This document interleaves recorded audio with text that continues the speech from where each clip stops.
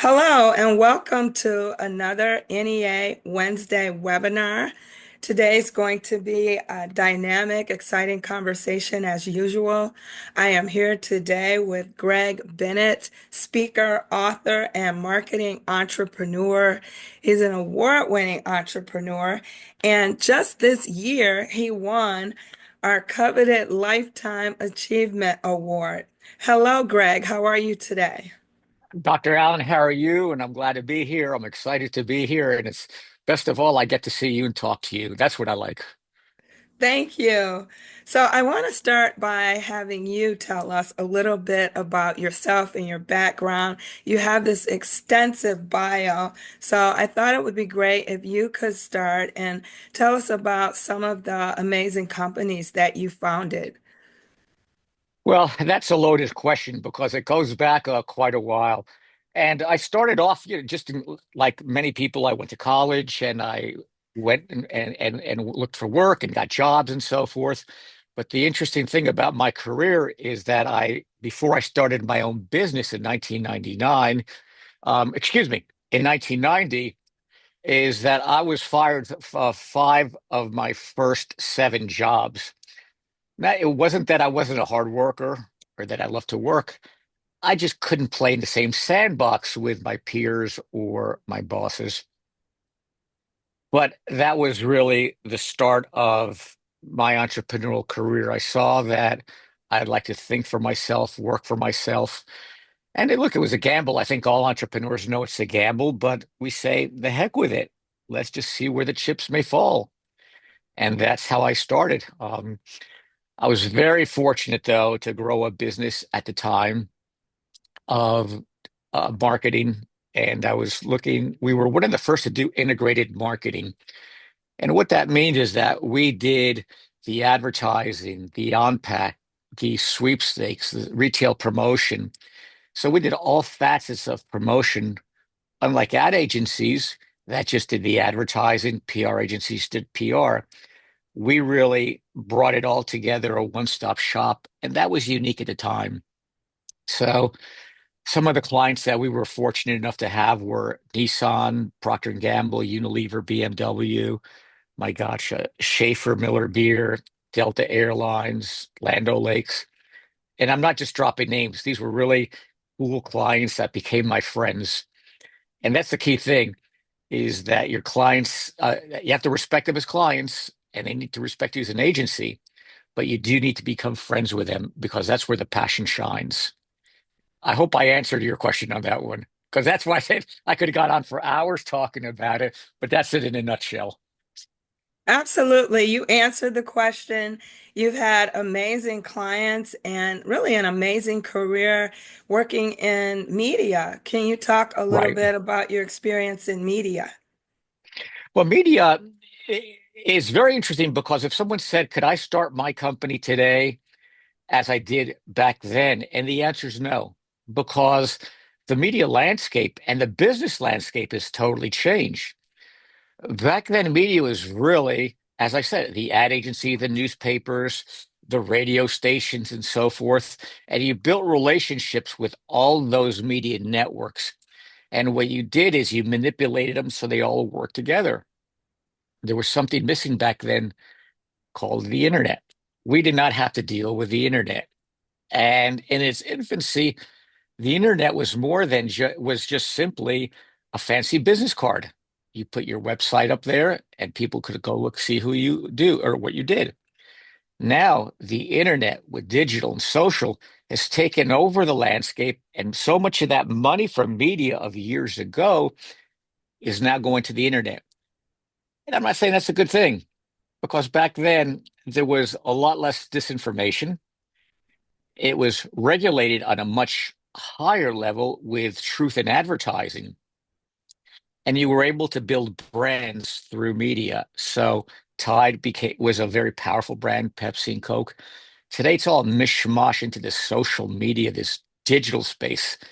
And I think it's a lot harder today to communicate a brand and build brand loyalty because of the clutter. So Yeah. that gives you an idea of the transition in just really a short amount of time.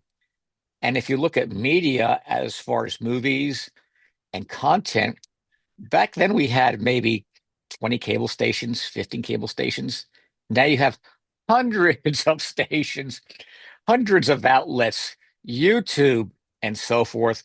So consumers have a choice of getting their media where they want. And as I like to say, consumers now have become their own producers of entertainment. They produce it when they want to see it, what they want to see it, how they want to see it. Absolutely. And I find myself watching more content creators than traditional Right. television, but that gives us a great background for who you are and what you do. And that explains why you've worked with daytime talk shows like Dr. Phil, Right. Doctors, Oprah. So, yeah, that really makes sense. But I really want to dive into some content now that's going to help our entrepreneurs grow. So, our Sure. topic today is what it really takes to build a business that lasts. Lessons from a marketing veteran. So, can you tell us, in your opinion, with all of your experience, what does Mhm. it take to be an entrepreneur today? Like what characteristics or skills? Well, I want to go back to when I started as well. And being an entrepreneur there was more focused on who you were as a brand. People got to know you because there was not so much information clutter out there, and you were able to really share your ideas with people more on a one-on-one. And that's really made being an entrepreneur fun. And if you look at Steve Jobs, Michael Dell, Richard Branson, we all started companies without the internet, and it was a one-on-one experience. Fast forward to today, much harder to be an entrepreneur in many ways. Of course, you can be who you want today on the internet, and that causes clutter. So to be an entrepreneur today, I think you really first of all have to become your own brand more than ever before. And when I say be your own brand is you're now selling yourself in a very competitive environment. And how are you going to stand out from anybody else? And I'm not talking about getting on a horse and riding it backwards. That's just a circus. And there's a lot of circus out there. It's who you are as an individual and what are you providing to someone as a consumer. That's the key. Who are you as a brand and how are you providing what service to a consumer? A lot harder to do today. My advice today to entrepreneurs is that if you really look at LinkedIn and YouTube and Facebook and all the plethora of um, media services or social media, is you almost have to go back a little bit and start developing relationships on an interpersonal basis.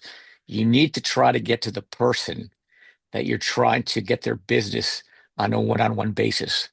Phone calls, showing up at their office, handwritten letters. You have to be different because they're buying you. They're not buying an image on the internet. Yeah, I love that. I love that you started with building a brand. And my next question for you, which Mhm. you've already started answering, is how do you build brand loyalty? And it's those relationships, because with all the technology and AI, that's going to be the game changer, your relationships, correct? Without a doubt. And again, today is I really don't want to say I feel sorry for entrepreneurs because entrepreneurs love challenge and they are in the present day environment. They don't know the old environment, but you build a brand by number one, differentiating yourself, and two, delivering. If you deliver, that is big today. And what's very important is measurability. People forget about measurability. Let me give you an example. I did a book, and let me point out the book because I have to pitch it. I Can Make Caffeine Nervous by Greg Bennett, and it was global bestseller on Amazon. So I hire an agency to do book marketing for me. We build a great website, gregmbennett.com. Loved it, spent money on it, spent hours on it. And my social media guy would call and say, "Guess what, Greg? We had 700 people come to your website today. Next week, we had 600 people come to your website." That's great. Finally, I said, "John, let's stop. You're saying all these people came to my website, but guess what? I didn't sell any books. What good does it do me?" At the end of the day, clients are going to want to know, how many hamburgers did I sell at the end of the day? So if you want to be a noted as a brand marketer, as someone that's a good communicator, someone that understands the playing field of digital, social marketing, experiential marketing, you better be prepared to show them how you're selling more hamburgers at the end of the day, because that's what's going to keep your job. That's what's going to keep your client, not that 2,000 people came to your website. As I like to say, I don't need any more friends. I got plenty of friends. I want to sell my product. So selling, it's all about it. All right, so building your brand, building relationships, and how you're closing sales. So let's talk about mistakes. I tend to think that we can learn a lot from our mistakes. So, can you share one of the biggest mistakes that you've made in your business and what you learned from it? I this is a very interesting uh, question you asked me, because when I was we had my main company was Luna Bacardi Group, and we were very focused in what we were doing. We were doing integrated marketing, and we were very good at that. Many years later, I started a new business called Iconoclast Brand Marketing and Entertainment. And the biggest mistake there is I diversified too much. We Mm, had a core business of thinking, being proactive, and working with companies in a very specific area. But then I said, I want to get into sports. I'm going to take Iconoclast into sports. And so we invested in a sports concept where we were going to take young athletes and manage their careers. We were going to be the nice guys. We were going to manage their money and so forth. But I didn't realize that trying to be a nice guy in a very rough business was a mistake, because I was competing with ruthless agents, ruthless sports marketing companies, and so forth. I didn't get any clients. Why? Because I didn't have the money to lure them in.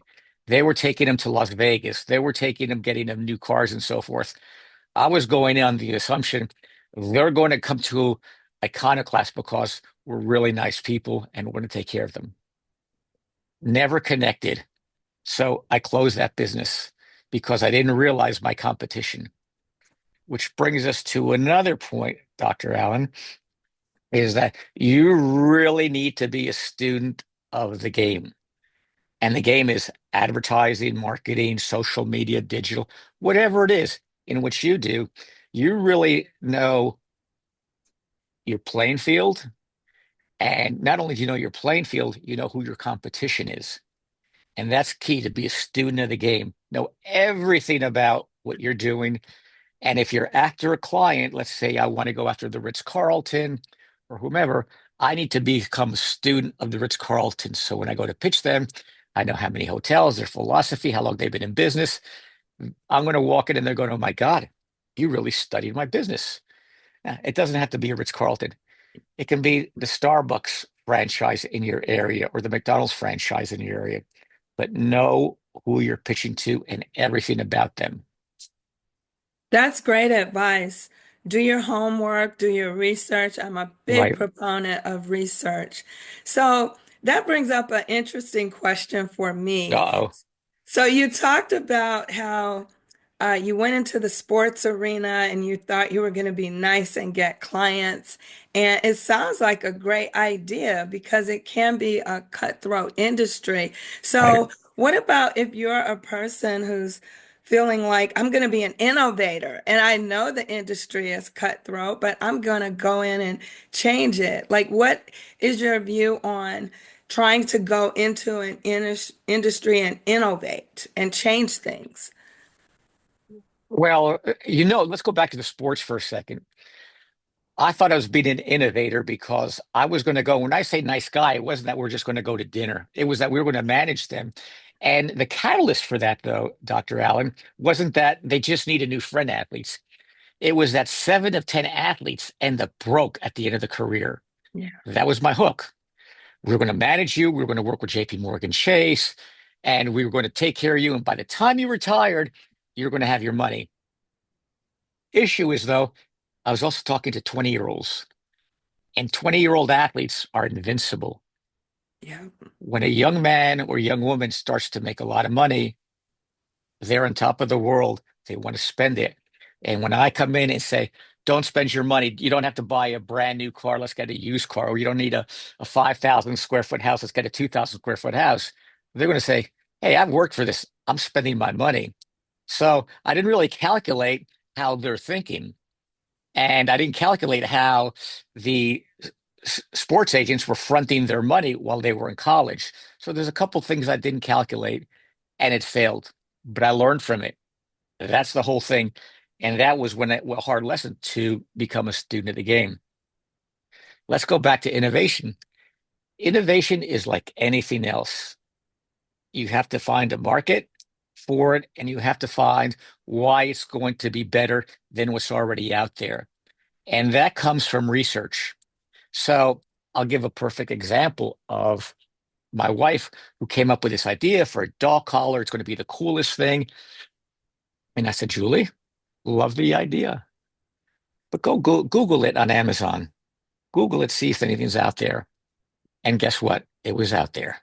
So shot that dream down, but she was innovating. And it's a very local, small idea of innovation. But if you want to be an innovator, bless you. You can make a lot of money if you hit it, but make sure you became a student of the game. Know what's out there and know what's going to change by your innovation. Another very important point, Dr. Allen, is so you come up with an idea, a great innovation. The clutter to get that to market is harder today than it was yesterday now because more gatekeepers, more people with this information. You need to build a narrative that is short, sweet, and concise because people's attention span today is a lot shorter. So if you're an innovator, come up with the idea, come up with the mechanics of it, but most importantly is come up with how you're going to pitch it. And I have a saying, the delivery of the message is as important as the message itself today. And that's very, very important to remember. So innovators, keep on innovating. You're going to fail. That's part of it. But eventually you're going to hit it. And when you do, you're going to hit it really big or hit it really medium, but you'll be happy. But know how to pitch it. And again, be a student of the game in the industry you're in. Yes, that's powerful. And what I took from that is being innovative is more riskier, but you can do it if you do your research, build the relationships, and are a student of the game. Yeah. So, no, But, go ahead. and one more point on that is innovators doesn't mean you quit your job and you go off into the sunset and you innovate. Innovating, you can be working for a company and keep your eyes open. And if something in that company can be changed, that's innovation. Yeah. It's not invention, it's innovation. Invention is starting with zero and coming up with something that's never been done before. Innovation is taking something that's already done and making it better. Example, Dyson vacuums. Vacuum's been around for a long time. Dyson just made it really, really cool to have a Dyson and so forth. That's innovation. The idea of a suitcase. It's been around for 100 years, but putting four wheels on the bottom of the suitcase so you can roll it around the terminal, that's innovation. That made a lot of money. So don't quit your job and leave saying, I'm going to be an innovator. Look around you where you work and you can maybe make something better and innovate it or work after hours innovating. But just don't leave your job and a career thinking there's a pot of gold at the end of the rainbow. And I think if you want to be an innovator or you are an innovator, you really need to be observant. Observe everything that's going on around you. How can I make that a little bit better? What's affected my life? How can I make that a little bit better? What's affected my life? How can I make that a little bit better? And I think if you want to be an innovator or you are an innovator, you really need to be observant. Observe everything that's going on around you. How can I make that a little bit better? What's affected my life? that I just didn't like the way this was working. I can make it a little bit better. That's innovation. Yeah, and you're a perfect example of that, being an observer and innovating. And I read your book, if you could Thank you hold very that much. up again. And I remember a Always story there, also. there. I remember a story in that book where you were struggling to come up with a marketing campaign and you went into someone's office and you saw snow globes everywhere. And it just struck you with an idea like, oh my God, I've got it. Can you talk about that story? How just seeing snow globes on someone's desk help you come up with a marketing campaign? That was a lot of fun in the book. And as I always tell everybody, it's all in the book. So we were asked, I was working at the time for the Florida division, or excuse me, to the for the tourism board down in Miami. And our job was to really promote tourism to the to the city of Miami. I couldn't think of anything that would be really cool, and we needed to do something in Europe because Europe is a major uh, feeder of Miami tourists. But I went to do something really cool. It had to be in wintertime because that's when they want to come to Miami, obviously. It's to get out of their cold. I couldn't think of anything. And I was racking my brains. And I walked into the head of our PR, and I was just sitting in her office, and she collected snow globes. And I looked up on there and touching them. She kept, don't touch those. They're fragile. But I kept touching them. And I said, this is really cool because it said, hello from New York or hello from the South Pole. And you shake it and all little snow would come down. And I thought, snow globe, what if we created a real snow globe in the middle of Belgium in one of their busiest squares where people congregate? So what I did is I actually created, I forgot how long it was, about 130 feet by 50 feet, an all plastic snow globe. It looked like a snow globe from the outside. You can see through it. And inside I had people playing volleyball, sitting by a fake pool, and doing things that they could be doing in Miami right now. Things that were like they're sitting outside in 5-degree weather, and the people in the snow globe are in bathing suits, sipping margaritas, and that's really triggered a lot of interest in Miami. But we went one step further. We worked with the airlines and had airline ticket booths right there. So they could go ahead and book a ticket to Miami with discounts and hotel packages, made it turnkey. And we had a big boost from that promotion. But let's go back to what I said earlier. If I had a snow globe out there and all these beautiful models out there and people playing volleyball in the snow globe and no one booked it, would have been a waste of money. We measured it by the bookings and the interest in bookings weeks on down the road. So innovation, great idea executed, measurability. All three components work together. If no one booked, failure. So thank you for Awesome. reminding me of that. Thanks for reminding me of that story. That's an awesome story. And it really stuck out to me because I collect snow globes. I love Oh, do them. you? Yes. So I want to move to another topic. So I think it's important for entrepreneurs to develop systems and habits, both in the office and out of the office. And I remember when you came to Michigan to collect your award, Thank you. you left our conference and went back to the hotel before our evening program and went to the gym. You were working out. And I notice a lot of entrepreneurs have a habit of getting in the gym and working out. What are some habits or systems that maybe work for you that you can share with our entrepreneurs?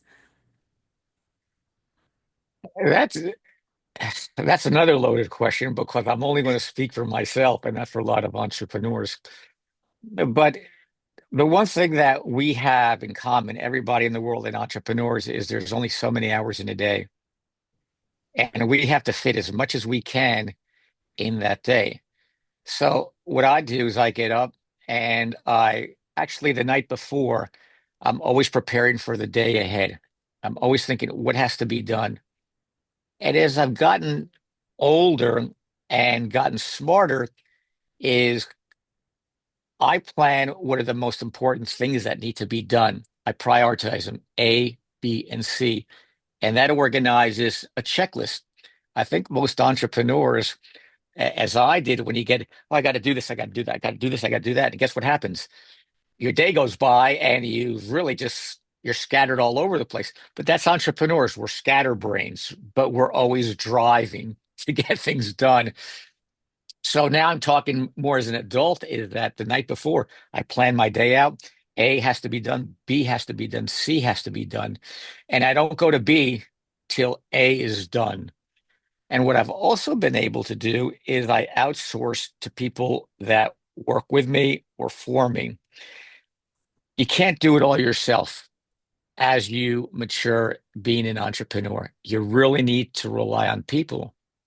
So, why did I go to the gym after the program? Because, first of all, let's look. I was at a program, I was able to do a fireside chat, but I was on my tush for 4 or 5 hours. And as an entrepreneur, as you well know, that's tough to do. We like to be moving around. We're like sharks, always looking for the next deal. So I always make time during the day to go work out, even if it's for a half hour, just get rid of some nervous energy. But that could have been reading a book, it could have been meditating and so forth. But my days are structured and it takes time to structure your day. So if you're just starting out, it's okay, be wild, go rampant. But as you get more business, you need to really start structuring your time, which, if I may, called process, as you said. And process is key to any entrepreneur because you can't, no matter what client it is, if it's a car company, if it's a book company, if it's a detergent, you cannot recreate your business 10 different ways. You can't do it. You have to find a process by which you approach every client and how you're going to deal with that client creatively, account executive, and so forth. So process is crucial to the growth of any company. Find a process that works for you, and that only comes from experience. You'll learn and get feedback from your clients. Ultimately, you'll mesh it all together, but always be looking for a process. Yes, thank you. That was a lot of great information. You talked a little bit about having help, like you can't do it all by yourself. And one of the biggest complaints I hear from entrepreneurs is they can't find good people or they struggle to hire the right people. So, what advice can you give in terms of hiring great talent and retaining great talent? Well, in today's marketplace, it's a little bit different again than when I started because now you have the influx of working from home, remote marketing, or remote employees. Here's a couple things. Do everything as much as you can early on by yourself because I found no one ever, and I think you can attest to this, will do it as well as you can and have the passion you have as you run the NEA. That's your passion. You drive it and you really, really are focused on how to make it happen. And I know you've brought in some really good people to support you, but that came over time. That just didn't happen day one. So, what I recommend to entrepreneurs is get some clients, get a client, and manage it as long as you can by yourself. Because remember, they're hiring you, they're not hiring anybody else. Steve Jobs is very well known at Apple. And I know I'm talking a big company, but we take this to a micro level. He never hired for the job, he hired for the company. And he got people that he could start off maybe in technology, but had the ability to move into marketing, that had the ability to move into sales and so forth, because you're always thinking of keeping your people long term. That's the key. So that'll come when it's time. I think an entrepreneur will know when it's time to start hiring quality people. I like to use the term strategic partners when you're hiring outside help. And I'm not talking about people that are going to come and work for you full time, but with the advent of the internet, You can now get people to do your AI, your social media, your creative art, your legal, your billing. But don't look at them as a vendor. Think of them as I'm going to hire a strategic partner that's going to grow with my business. So if I'm only billing $1,000 a month now and I'm billing $10,000 a month, I know this accounting package or this accountant will grow with me. And they have a vested interest in me because they realize that as I get more successful, they're going to get more successful. What I really want entrepreneurs, young entrepreneurs to avoid is a one-off. Someone that says that they'll do your digital marketing for you and they get the project started and guess what? They disappear. You really need to interview, get references. Don't be shy to ask for references. If they are a brand themselves, as we talked about, one of the first things we said in this call is if you were a brand yourself, they're a brand of their own. Remember that. If they're worthy, they're a brand of their own. Interview them, ask for references, and so forth, because your job is on the line. Your clients are on the line. Don't be shy. Remember, you're paying their salary eventually. So be a little tough on this side and make sure that you're thinking strategic partner. They have a vested interest in me. I like them. I know if I call them Saturday night because a client needs something Sunday morning or Monday, they'll answer the phone. Takes a little work to get strategic partners, but it's worth it. Absolutely. It's worth it. I have a few partners myself. So we need to start to wrap up here. So I want to Why? close with I'm something having fun with you. Why are you well, doing this to me, Dr. Allen? we only have so much time. So I want to Okay. close with something really inspirational, though. And I don't know if you remember this, but you said to me once, entrepreneurship will kick you in the teeth. And I've never heard someone describe it as that before, but I thought he's absolutely right. There's so many ups and downs. So for entrepreneurs who may be experiencing that kick in the teeth right now, what advice or inspiration can you give them to keep going, to persevere? Get a football helmet. Um, I'm just joking. No, the word no is commonplace. People are going to say no to you, or your family's going to say no, not a good idea. Remember, Steve Jobs was told no 1,000 times. What I tell entrepreneurs is if you believe it and you really, really think it's going to work, go for it. Go for it because you think Elon Musk was told, "Oh yeah, your Tesla idea is going to work. It'll be perfect." People told him, "No, no, no, no," 1,000 times. Richard Branson, who founded Virgin, started off in a little room selling records, hard to find records in magazines. If you believe in it and you're passionate about it, go for it. Because yes, they're going to be stumbling, but I'm going to tell you, the rewards are greater than the stumbling. And even when you become well known and you become a powerful entrepreneur entity, you're still going to be stumbling because people still say no. No is a very common word in our vocabulary, but that's why entrepreneurs succeed.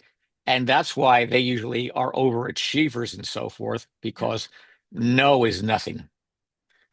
No is just poof, move on. But I would get a football helmet.